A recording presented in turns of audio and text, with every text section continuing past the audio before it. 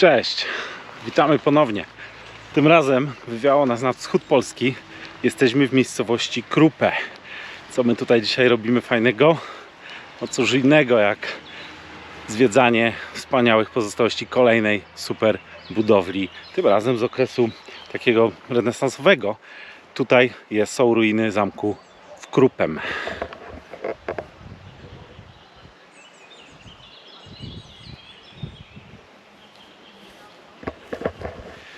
I o co chodzi z tym zamkiem? To jest zamek, który tak naprawdę, ten kształt, który widzimy, to powstał z końcem XVI, początkiem XVII wieku. Natomiast to miejsce jest bardzo wiązane z Jerzym Krupskim, notabene, no Krupski, Krupę, herbu Korczak, który właśnie tutaj około roku 1491 wybudował taki zameczek, coś prawdopodobnie istniało tutaj już jakieś wcześniej fortalicjum, jakieś zabudowania ziemne. Natomiast pierwszy zamek pierwotnie wybudował on właśnie około tego roku 1492. Później te tereny, w ogóle ten Jerzy Krupski to był, on był chyba wojewodą, on dostał ten urząd od króla Jana Olbrachta za to, że uratował go na wyprawie wojennej, uratował mu życie, więc król go w ten sposób nagrodził. Później zamek przechodził z rąk do rąk i był między innymi w posiadaniu Samuela Zborowskiego, herbu Jastrzębiec, który dalej rozbudowywał ten zamek. To był zresztą taki miejscowy awanturnik, z nim jest związane sporo legend. Natomiast tak naprawdę skupimy się na historii z przełomu tego XVI i XVII wieku, kiedy w 1577 roku Krupę przechodzi w posiadanie syna kasztelana chełmskiego, Pawła Orzechowskiego. I właśnie to rodzina Orzechowskich rozbudowuje ten zamek i ten obecny kształt takiej twierdzy renesansowej, takiego pałacu trochę, jest właśnie ich zasługą. W ogóle to, co widzimy tam,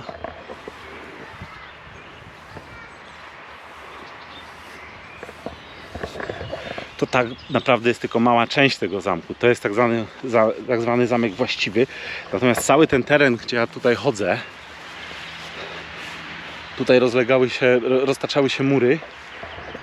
Mniej więcej jakoś tutaj chyba są pozostałości fosy, tam, a tutaj została mała basteja.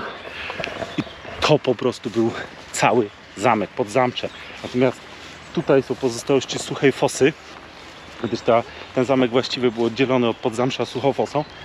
Natomiast cały zamek, to sobie zobaczymy, z drugiej strony jest nad takim rozlewiskiem, jeziorkiem. Tutaj w ogóle były mokradła, a zamek był też otoczony z fosą nawadnianą. Także no potężna budowla. Sporo się zachowało, także nie tracę czasu, wchodzę do środka, bo będzie co zwiedzać.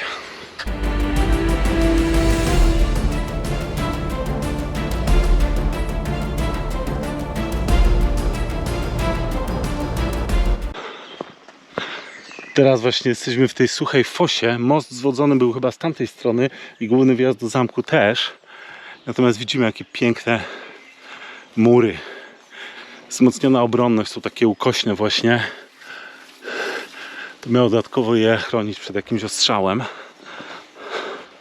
I wchodzimy teraz na dziedziniec zamku głównego.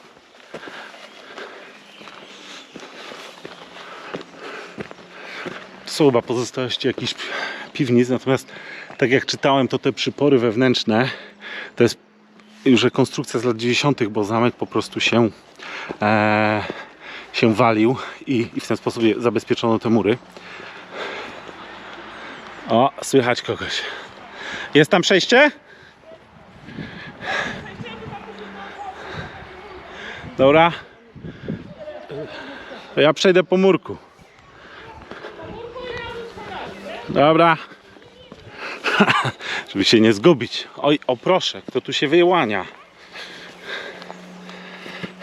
Jak jest? Fajnie.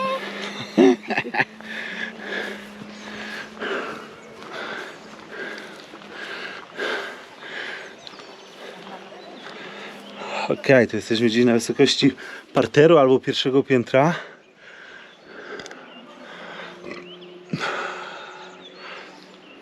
No fajnie to wygląda.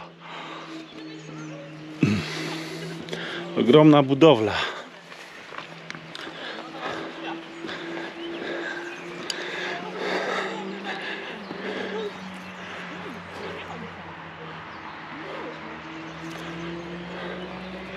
No tutaj widać jednak, jak ta sucha fosa była wysoka. To jest 4-5 metrów na pewno.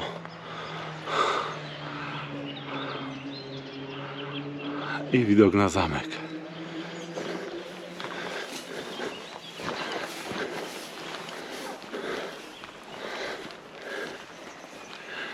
Renesansowa Attyka, chociaż ona też jest chyba współczesna, powstała przy rekonstrukcji w latach 90. O, tu jesteście. No, fajne to jest, nie? To jest zamek właściwy, tak jak właśnie mówiłem wcześniej na filmie, że po prostu to jest ta część mieszkalna. Tutaj akurat jesteśmy w jednym z budynków mieszkalnych, bo one tak pod kątem, one się po prostu prostopadle ze sobą łączyły w kształcie takiej litery L jakby. A tu był dziedziniec tego zamku. Natomiast przedzamcze ogromne, tam były ogrody, jakieś stawy, jakieś budynki gospodarcze. Także kazałki, tam można przejść dołem, nie? Można, ale nie podchodź tak blisko tej krawędzi, ja tak proszę cię.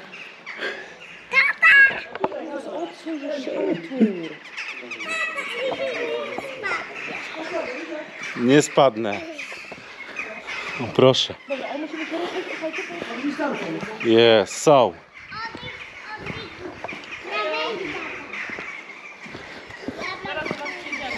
Zespół zamkowy składał się z głównej siedziby i podzamcza.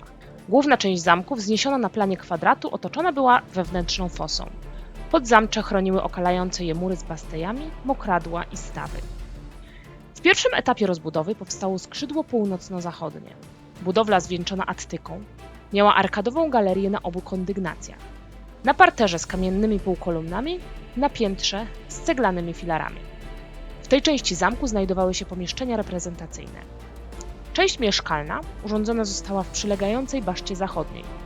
Skrzydło południowo-zachodnie, zamykające wewnętrzny dziedziniec, zbudowano w latach 1604-1608. Były tam pomieszczenia gospodarcze na parterze, a na piętrze izba stołowa, sale i pokoje przestrzenne. Również to skrzydło zwieńczone było attyką. Elewację wykonano w technice sgrafitowej. Chronił ją gzyms kordonowy. Do zamku prowadził most zwodzony. Przez bramę wchodziło się na duży dziedziniec. Całość budowli miała charakter obronny, z bastejami w narożach czworokątnego założenia. Po roku 1644 zamek zmieniał często właścicieli. Nie ominęły go klęski najazdów i pożarów.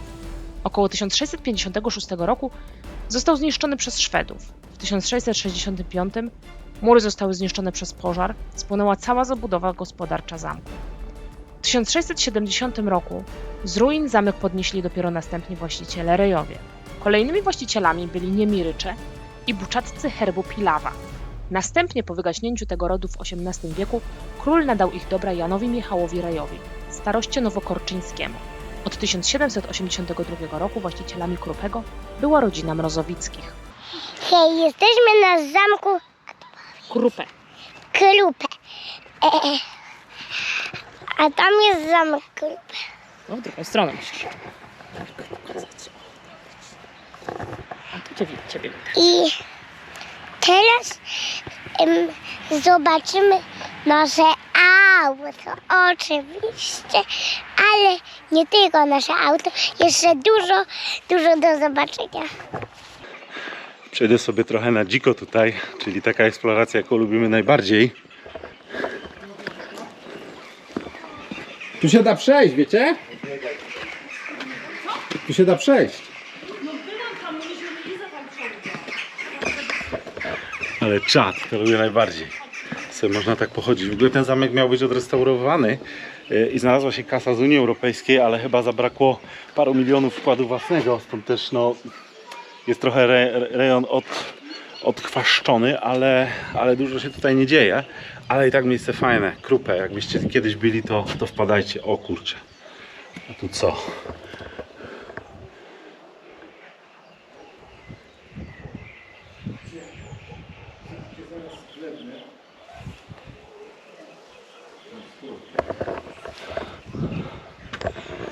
To jest pozostałość jednej z bastei, bo zamek ten pierwotny, ten Fortalicium z XV wieku miał też 4 wieże. W ogóle tutaj gdzieś były herby, ten herb Jaszczębiec tych Zborowskich, tego Samuela Zborowskiego. Natomiast później Paweł Orzechowski, jak go rozbudował w formie takiej renesansowej, w ogóle Widziałem rekonstrukcję tego zamku. To jest jeden z największych zamków, pałaców w Polsce. Ja wrzucę tutaj na górę zdjęcia takie no, komputerowe, jakby nie schowało się oczywiście zdjęcia rekonstrukcji tego zamku. No naprawdę ogromne.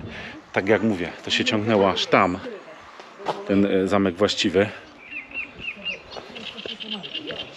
Tam po prostu jest druga taka bliźniacza Basteja jak tutaj. Po prostu on początkowo miał wieżę, później w trakcie przebudowywania te wieże no, rozbudowano, zmieniono, czyli zrobiono, przystosowano je do właśnie używania broni palnej, do artylerii, czyli takie Basteje, takie ścięte wieże po prostu, czy lekkie takie bastiony w narożach, które miały właśnie wzmacniać obronność zamku, czy prowadzony ogień, zawężać przedpole i tak dalej, i tak dalej. I to jest właśnie Basteja. Tak jak mówiłem, my teraz jesteśmy w tej części mieszkalnej, to było jedno skrzydło. To było drugie skrzydło, one się po prostu łączyły. To był dziedziniec tego zamku. Natomiast też chyba ta Basteja pełniła funkcję mieszkalną. Był budynek bramny przed wjazdem do zamku i tam mieszkała straż. To była taka stróżówka trochę, można powiedzieć. Natomiast co się działo z tym Pawłem Orzechowskim? To jest w ogóle świetna postać. Ja później powiem o legendzie związaną z tym właścicielem. To był Arianin w ogóle, nie katolik. Drugie miejsce, które zwiedzimy, to jest grób ariański. To jest nasz kolejny filmik. Pewno już jutro dopiero. Korzystamy z długiego weekendu, więc mamy trochę czasu, żeby tutaj pojeździć po Lubelszczyźnie. I to jest piramida. Największa piramida w Polsce, więc nie trzeba jechać do Egiptu, bo mamy piramidy w Polsce. Dobra, ja sobie tu przejdę i opowiem coś więcej. Dobra, nie, tu nie przejdę. Jest za wąsko dla mnie.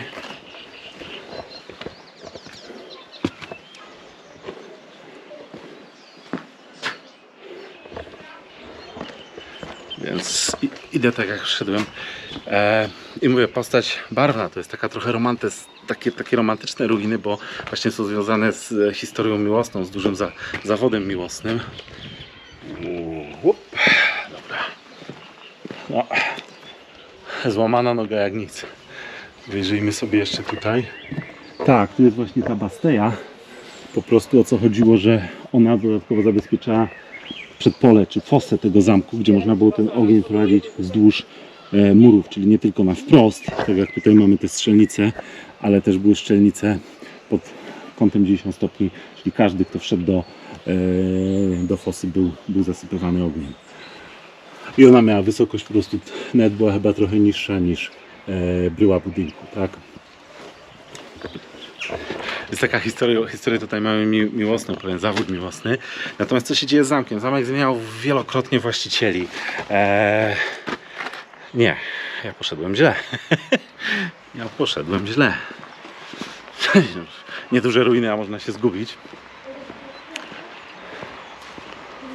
Dobra, przejdę sobie jeszcze tutaj. To był taki zamek szlachecki tak naprawdę. On często zmieniał właścicieli. Zresztą myślę, że w narracji chcemy polatać tutaj dronem i porobić parę zdjęć, więc coś tutaj opowiem więcej, jakieś najważniejsze daty historyczne i późniejszych właścicieli, bo Orzechowski nie był ostatnim panem na tym zamku. W ogóle to jest pięknie, po prostu jest to jeziorko i chyba taki staw. Można sobie tutaj siąść, zrobić ognisko i na tle ruin po prostu odpoczywać. Zamek kilkukrotnie zmieniał właścicieli. On był niszczony. Kilkukrotnie wybuchał tutaj pożar. Takie znaczące zniszczenie to jest rok 1656 podczas potopu szwedzkiego. Szwedzi po prostu oblegali ten zamek, zdobyli go i po prostu go spalili. Później znowu spłonął, odbudowali go kolejni właściciele i tak dalej, i tak dalej. Natomiast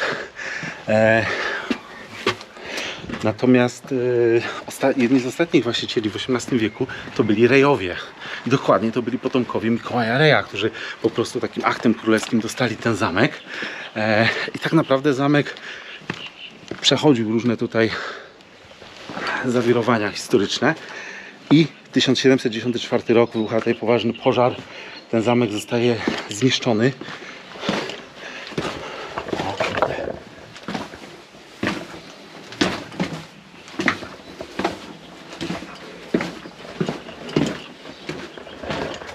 Tak, teraz wchodzę do tej Bastei.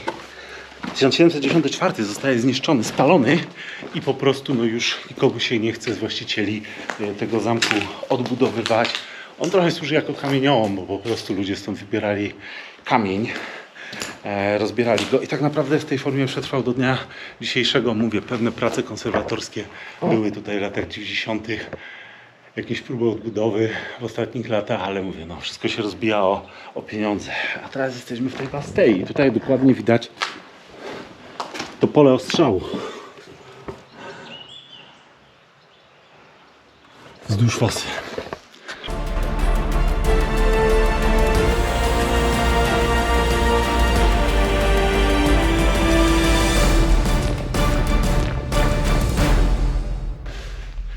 Dobra, poszedłem do drugiego miejsca. Tutaj jest cisza i spokój, bo byli tutaj jacyś ludzie. Ja nigdy nie lubię kręcić, jak ktoś mi wchodzi w kadr i go gdzieś tam, nie wiem, obejmę czy przeszkadzam.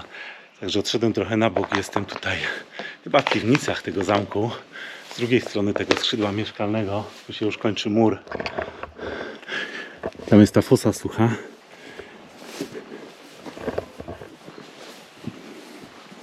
No piękne. Po prostu mega. Natomiast wracam do tej Bastei, bo znalazłem coś fajnego, co chcę spenetrować.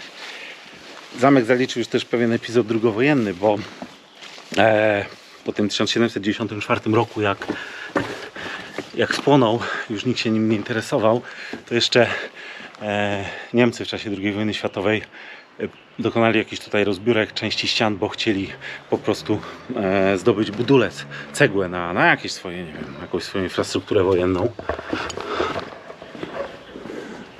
Tak, tam się wychodzi, tam sobie też pójdziemy, ale co jest tu?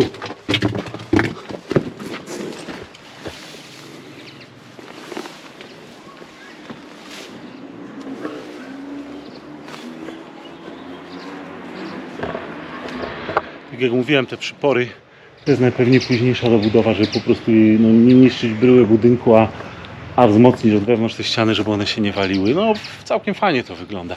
Wydaje mi się, że to po czym chodziłem też.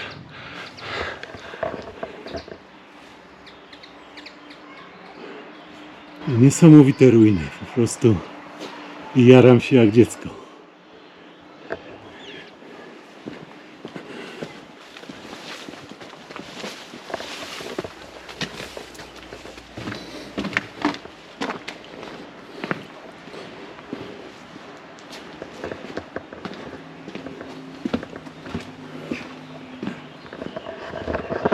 Jest coś, co można zrobić bardzo szalonego. Właśnie zamierzam to zrobić. Czyli wracam. Są te schody, którymi szedłem z góry.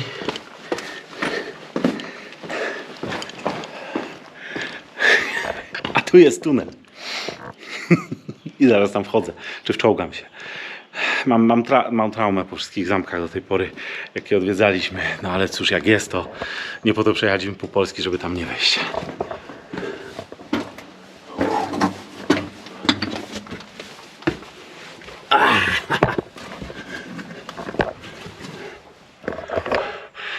I trzeba się czołgać. Swoją drogą ci Szwedzi, to mi się przypomniały te umocnienia w Brniu, w których byliśmy. Wrzucę linka do góry, bo tam jest fajny filmik o tak zwanych okopach szwedzkich. Też taka tajemnica. Z podobnego okresu, bo też mówimy o XVII wieku. No, robi się coraz wcześniej.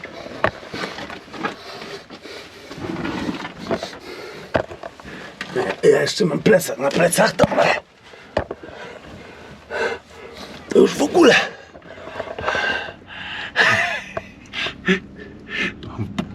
Poddać się teraz to byłaby porażka.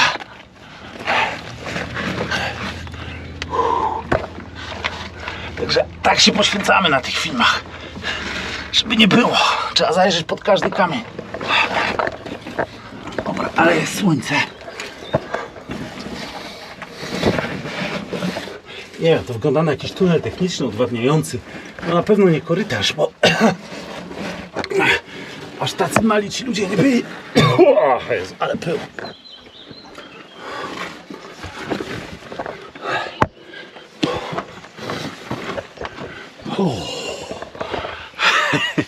Jest fan. Jest fan. Takie przejście, no na szczęście niedługi korytarz. Pod zamkiem Ostrężnik było gorzej.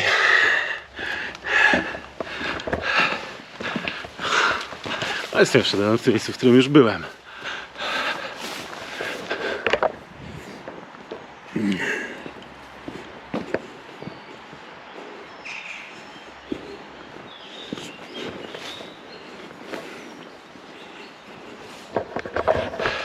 Ten zamek też świetnie wygląda z góry. Widziałem parę lotniczych zdjęć i naprawdę no mega fajnie, także jaram się, bo zaraz odpalę drona i sobie polatamy.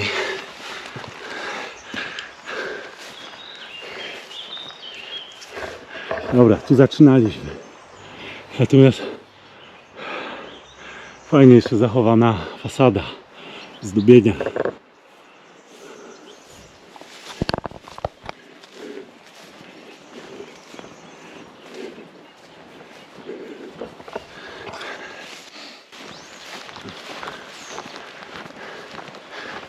Charakter pałacowy, bo renesansowa tyka, fasada, ale tutaj wszędzie to były strzelnice. I połączenie piękna z praktyką. O, tam mógł być jakiś balkon, bo po prostu wystają jeszcze deski, znaczy jakieś belki, które mogły prawdopodobnie być podporą balkonu. No a tutaj ta basteja, i takich bastej było 4 w narożach tego zamku. Tu, tam, na całym tym kwadracie, to zresztą w tych zdjęciach, co wrzucałem, to widać po prostu taki bardzo geometryczny wzór.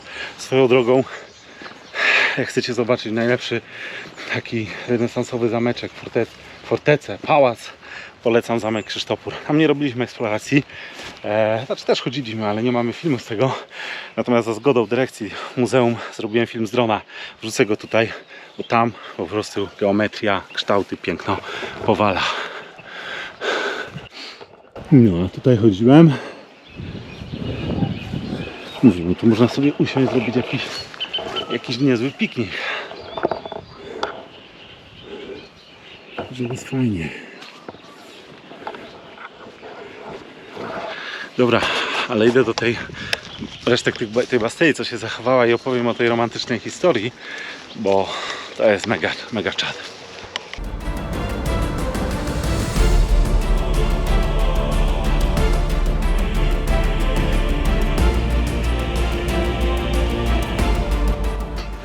Wyszedłem z suchej fosy. Tutaj, z tego co się nie mylę, był po prostu most zwodzony i się wchodziło do zamku przez tą suchą fosę, a zamek też otaczała fosa mokra, połączona tutaj z tymi rozlewiskami, mokradłami. Tutaj jest czad.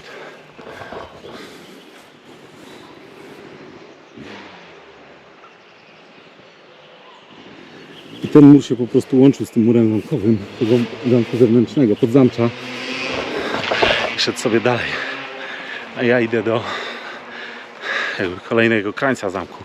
O co chodziło z tą historią? Paweł Orzechowski, ten Arianin, który przejął Krupę w 1577 roku, on był ponoć pięknym młodzieńcem. Syn kasztelana chełmskiego, sam był wielokrotnym posłem na Sejm Polski. No, szlachcic z dobrej rodziny na pewno, też jakieś tutaj majątki miał, prawda? I on ponoć się zakochał w dziewczynie z ludu, tak? Prostej dziewczynie, która nie była pochodzenia szlacheckiego. Bardzo się kochali. Ich miłość była głęboka, romantyczna, piękna. Natomiast rodzice mieli dla Pawła inny plan. Chcieli go wydać za szlachciankę. No wiadomo, wtedy małżeństwa to były kontrakty, prawda? Rodzinne. Chodziło o wpływy, o majątki, o władzę. No i zgotowali mu taki ślub z kobietą, której nie kochał. On niestety musiał na to przystać, no ale do końca życia był nieszczęśliwy. A ponoć ta jego oryginalna wybranka z ludu ubrała się w piękną suknię i gdzieś tutaj z murów tego zamku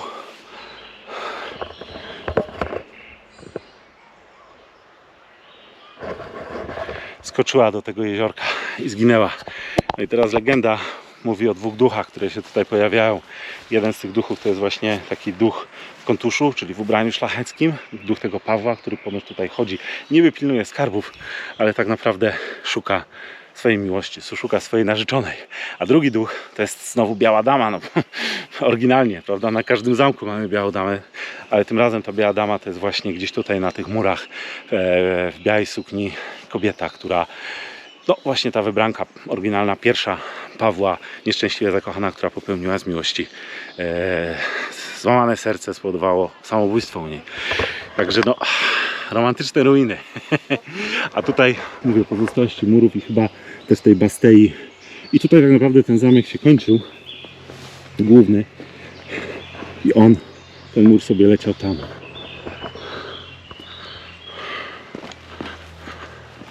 O!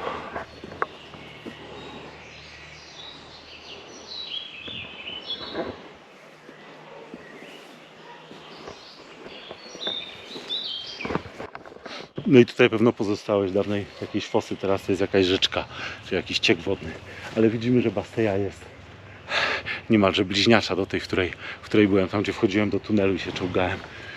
I takich było 4. Ponoć oryginalny ten zamek wcześniejszy miał na 4 wieżach, miał ten herb Jastrzębiec tego Zborowskiego, tego rozbójnika.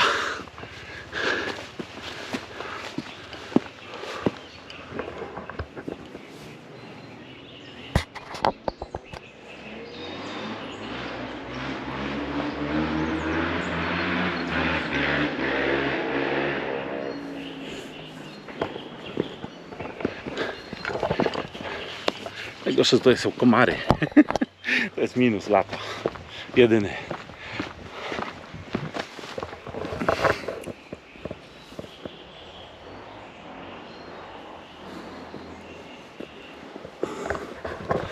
Robi robotę. Uwielbiam takie ruiny. Braliśmy się na wschód Polski, tutaj Lubelszczyzna, żeby pozwiedzać fajne rzeczy, więc będą kolejne filmy. Tak jak mówię, najbliższa piramida. Super tajemnicze miejsce, też z taką czarną legendą, ale o tym powiemy więcej za chwilę, znaczy w drugim filmie. A tu jeszcze rzut oka na ruiny. Dzień dobry, jesteśmy w zamku Krupę. No i jak mają znów was widzieć, to znaczy wy mnie widzicie. Ja was nie widzę, bo jestem tylko na filmie. To śmieszne. No a subskrybujcie nasz kanał Family Hiking. Pokażę wam członków Family Hiking. Mama, babcia, Izabela i tata, który lata dronem. A więc niedługo się pożegnamy. Także kolejna udana eksploracja, kolejny udany dzień za nami. Zamek Krupem. Ciekawa historia, romantyczna, ciekawe ruiny. Tam. A my sobie siedzimy tutaj teraz i odpoczywamy. Także dzięki, że byliście z nami. Polatamy dronem i mam nadzieję, że ujęcia będą też takie spektakularne. I co? Do zobaczenia na następnej wyprawie, na następnym filmie. Pa! Pa! Cześć! Pa, pa, pa, pa, pa, pa, pa, pa.